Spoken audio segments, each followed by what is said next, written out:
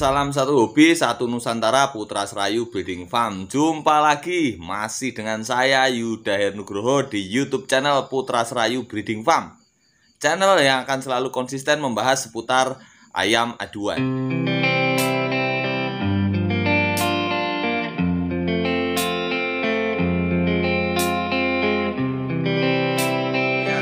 Di video kali ini saya belum akan membahas tentang tutorial pengobatan ataupun perawatan ayam ya. Kali ini saya akan mengulas definisi ayam berkualitas menurut versi PSBF ya. Nah, tentu saja ayam yang berkualitas itu adalah dambaan dari setiap para penghobi ayam aduan ya. Buat teman-teman yang mungkin akan membeli ayam, akan ternak ayam, pasti akan berlomba-lomba untuk mendapatkan ayam yang berkualitas. Nah, ayam seperti apa sih yang menurut PSBF itu berkualitas? Nah, menurut saya pribadi ya, versi PSBF, ayam yang berkualitas untuk di masa sekarang ini, di zaman sekarang ini, itu adalah ayam yang memiliki paling sedikit kelemahan di dalam ayam tersebut ya, entah itu dari karakter, sifat, teknik, fisik dan lain-lainnya. Intinya ayam yang paling sedikit memiliki kelemahan ya. Kita tahu di zaman sekarang ini banyak sekali jenis-jenis ayam terbaru, varian-varian ayam yang makin upgrade. Jadi banyak sekali tantangan-tantangan yang harus dilewati untuk menjadikan satu ekor ayam aduan itu menjadi yang paling berkualitas ya. Nah, kalau ngomongin ayam yang berkualitas, otomatis kita juga harus punya standar kualitas ya. Nah, standar kualitas ya, menurut personal masing-masing penghobi itu pasti berbeda-beda. Itu sudah pasti. Menurut saya berkualitas, belum tentu menurut kalian berkualitas. Begitupun sebaliknya. Yang menurut kalian berkualitas, belum tentu berkualitas bagi saya. Ya. Nah, kali ini saya akan menjelaskan ayam yang berkualitas ya, versi PSBF.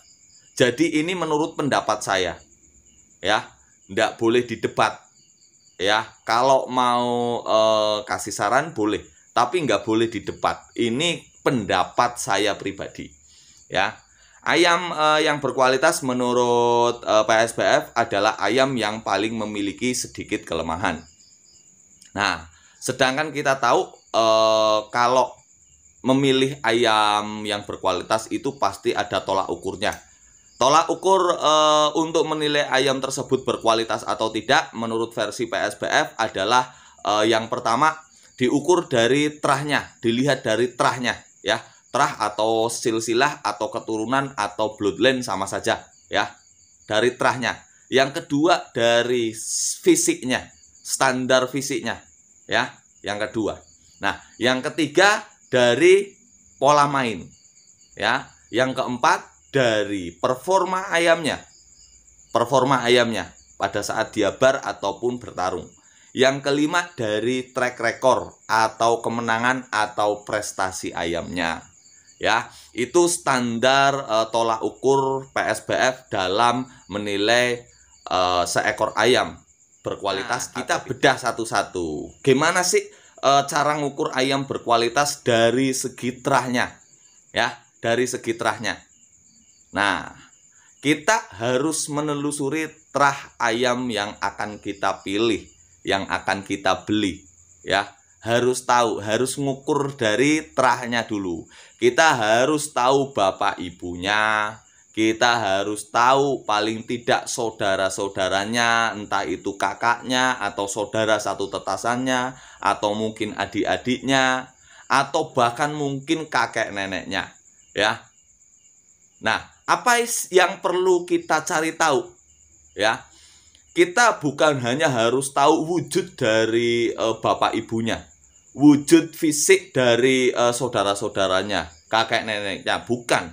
Yang harus kita cari tahu adalah sifat-sifat dan karakternya, ya. Apakah bapak ibunya itu dari genetik ayam yang berkualitas atau tidak? Genetik dari ayam yang tekniknya bagus atau tidak? Dari genetik ayam yang pukulannya bagus atau tidak? Dari genetik ayam yang menangan atau tidak? Dari genetik mentalitas yang bagus atau tidak? Atau yang lebih penting lagi, genotipnya itu bisa turun-temurun atau tidak? Ya, genotip itu adalah sifat atau karakter yang menurun dari keturunan sebelumnya, teman-teman. Ya, jadi entah itu mentalitas, entah itu teknik, entah itu tada pukul, entah itu akurasi pukul, ya, itu termasuk dalam genotip, ya. Jadi sifat atau karakter yang menurun dari keturunan sebelumnya. Jadi kita harus tahu dulu, ya, harus tahu dulu terahnya. Kalau memang kakek neneknya tekniknya bagus, mentalnya bagus, pukulannya bagus, akurasi pukulnya bagus, ayamnya menangan, memiliki genotip dominan, kita telusuri ke bapak ibunya. Kalau bapak ibunya memang menurunkan hal-hal yang demikian, ya, nanti kemungkinan besar hal yang tadi saya paparkan itu akan menurun ke ayam yang akan kita pilih. Jadi mentalitasnya kemungkinan akan bagus, tekniknya akan bagus, ayamnya tada pukulnya akan bagus, ya. Mungkin akurasi pukulnya kemungkinan besar akan bagus. Mungkin ayamnya juga kemungkinan besar akan bisa menangan, ya. Dan kemungkinan juga ayam yang akan kita pilih itu memiliki genotip yang dominan. Jadi kalau genotipnya dominan, ya, nanti kalau misal kita mau diperuntukkan untuk adu, ya, nanti sehabis adu itu bisa untuk kita ternakan, ya. Jadi kita harus pilih seselektif mungkin, ya, dari terahnya ini, ya. Lalu yang kedua, teman-teman, ya, dari standar fisik ayamnya, ya. Jadi kita harus memilih sesempurna mungkin dari ujung paruh sampai ujung kaki, ya. Contohnya misal dari bentuk kepala, bentuk paruh, kekuatan paruh, ya. Paruh kan ada yang bentuknya panjang, ada yang sedang, ada yang pendek, ada yang tebal, ada yang tipis, ya. Bentuk kepala ada yang buah pinang, ada yang bulat, ada yang kecil, dan lain-lain, ya. Jadi kita harus pilih, ya. Contoh, ya, contoh mungkin bentuk kepalanya harus bagus, ya, buah minang.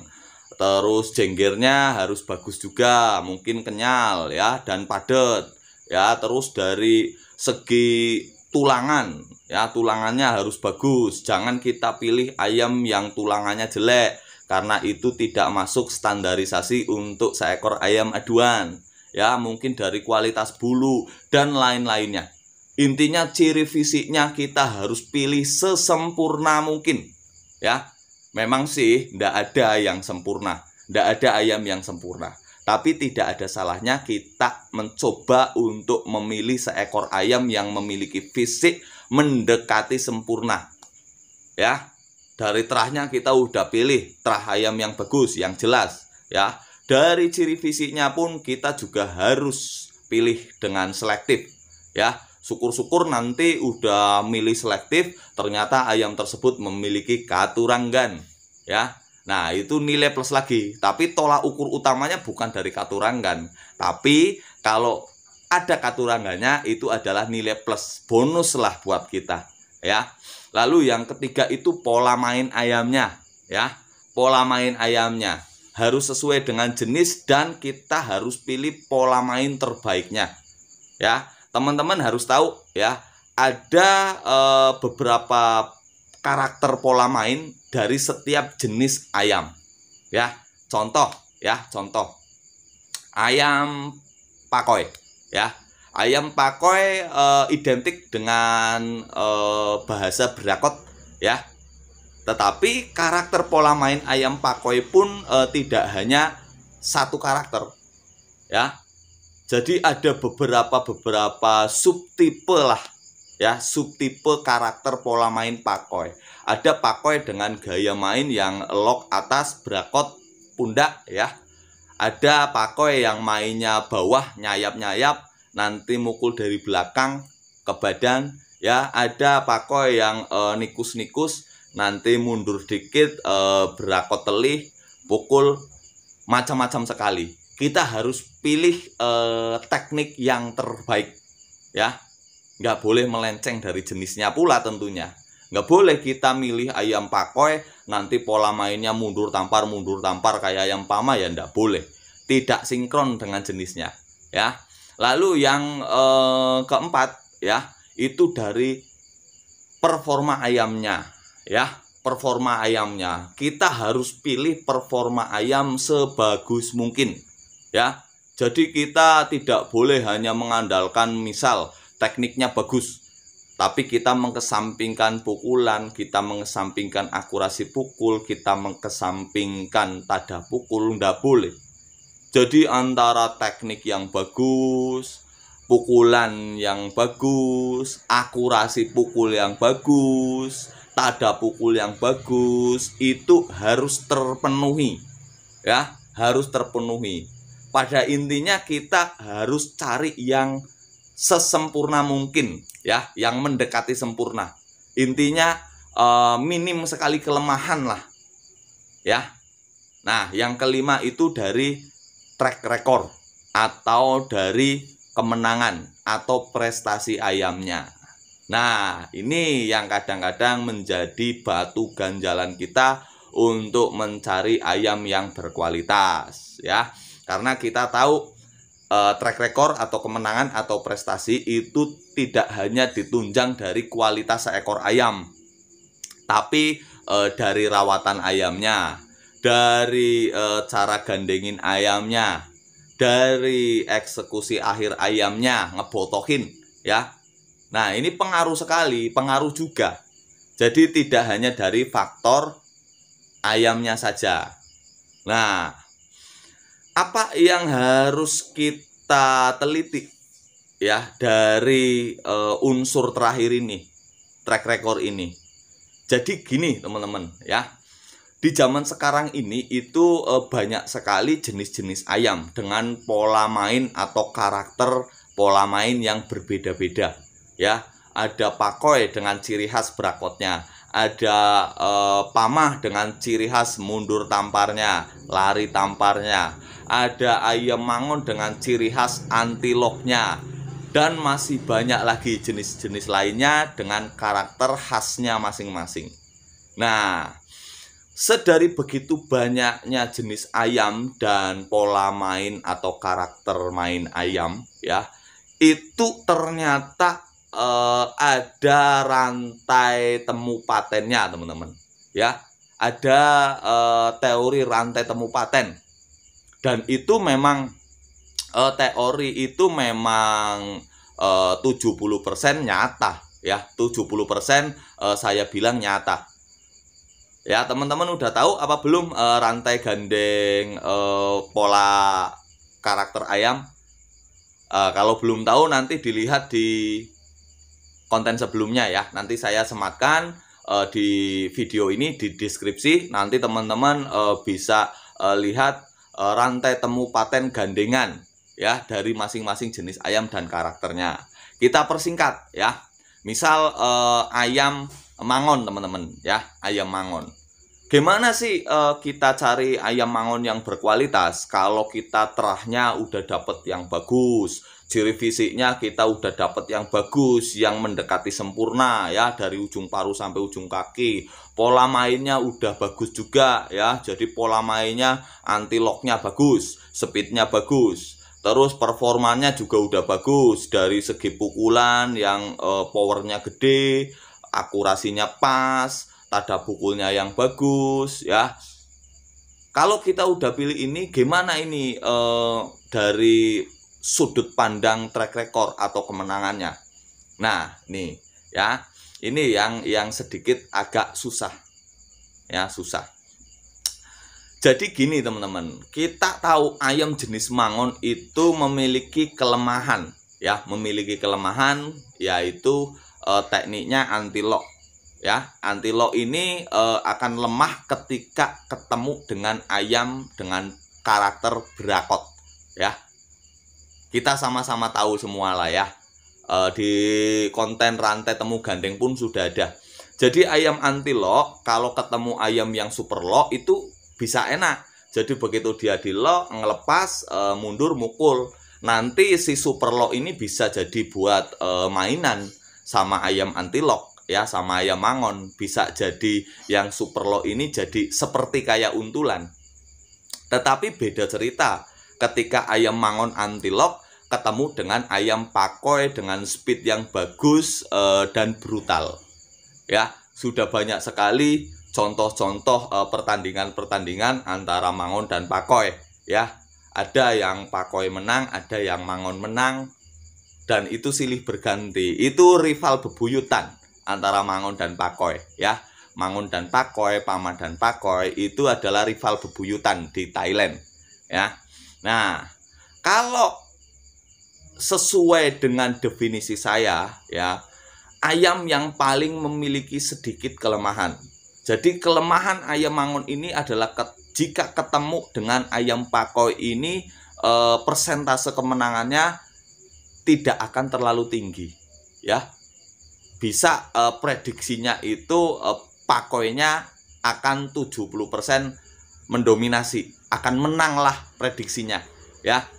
Karena sudah dari teori temu gandeng. Walaupun kadang di lapangan ya berbeda, tergantung kualitas dari masing-masing ayamnya kan, ya. Tetapi ayam mangon yang bagus, ya, itu adalah ketika ayam mangon tersebut bisa nge-counter, ya, bisa nge-counter atau mengalahkan musuh terberatnya, ya. Musuh terberat dari ayam mangon ini adalah ayam yang pola mainnya berakot brutal. Jadi kalau ayam mangon ini nanti ketemu berakot brutal kok tetap bisa menang, ya, menangnya dengan telak atau dengan performa yang bagus, maka ayam mangon ini sudah bisa dikategorikan adalah ayam mangon yang memiliki paling sedikit kelemahan, ya. Kita ambil contoh pertarungan antara Yokere dan Hongdam atau Black Swan, ya. Black Swan berakotnya bagus, dorongnya bagus, langkah kakinya bagus, ya. Di awal-awal si Yokere kerepotan, ya. Tapi karena akurasi pukul Yokere itu selalu pas, ya. Akurasinya bagus di daerah vital, alis-alis bagian mata, maka si Hongdam ini lama-lama drop, ya, performanya drop karena kualitas akurasi pukulan dari si Yokere ini, ya. Terus alhasil Yokere bisa menang melawan Hongdam yang notabene pakoi yang menurut orang-orang di Thailand pada saat itu adalah pakoi terbaik, ya, pada saat itu, ya, pada saat itu. Nah, kurang lebih seperti itulah definisi ayam berkualitas menurut PSBF. Jadi ayam yang paling memiliki sedikit kelemahan, ya. Kalau ayam mangon ketika bertarung itu ketemunya selalu dengan ayam Bangkok dengan pola main super lock, ya, ya kemungkinan besar si mangon tersebut juga akan selalu menang. Karena lawan paling enak dari ayam mangon itu adalah ayam Bangkok Superlock atau ayam panat atau ayam trade, ya. Itu udah menjadi makanan enaknya, ya. Sama halnya ketika ayam pakoi selalu ketemu dengan ayam mangon yang tulangannya itu tipis-tipis. Ketika dipukul badannya si mangon tersebut akan ambruk. Maka kemungkinan besar kalau ayam pakoi tersebut selalu ketemunya dengan ayam mangon, ya, kemungkinan besar ya ayam pakoi tersebut akan selalu menang. Sama halnya ketika ayam Bangkok ketemu ayam pakoi, ya, ayam Bangkok yang loknya dalam, dorongnya kuat, langkah kakinya bagus. Otomatis si pakoi juga akan kewalahan, ya, karena ketika dia mau ngebrakot si Bangkok itu ditekuk sama si Bangkoknya, alhasil si pakoinya akan turun ngoyor seperti untulan. Karena setiap karakter ayam itu memiliki kelebihan dan kelemahan. Nah, yang menjadi hambatan, ya, hambatan atau tantangan akhir dari satu ekor jenis ayam aduan itu adalah lawan terberatnya, ya, lawan terberatnya. Jadi kalau lawan terberatnya itu bisa dikalahkan dengan performa yang bagus dan tidak cuma satu kali. Kalau menang satu kali dengan lawan terberatnya itu bisa jadi kebetulan. Tapi kalau menangnya sampai 2 kali atau 3 kali, ya memang ayam tersebut memang susah dikalahkan. Ya. Paham ya, teman-teman, paham ya? Jadi begitulah ya. Itu definisi ayam berkualitas versi PSBF. Kalau teman-teman sependapat dengan saya, boleh, silakan ya. Tapi kalau tidak sependapat dengan saya, jangan didebat ya, karena ini menurut pendapat pribadi saya. Jadi setiap pendapat orang itu pasti berbeda-beda ya. Standar kualitas ayam dari setiap personal orang, setiap personal penghobi itu pun berbeda-beda ya.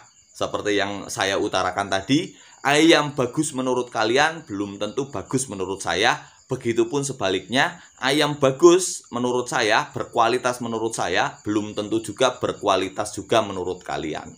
Ya, mudah-mudahan konten ini bisa bermanfaat buat teman-teman semua. Salam satu hobi, satu Nusantara, Putra Serayu Breeding Farm.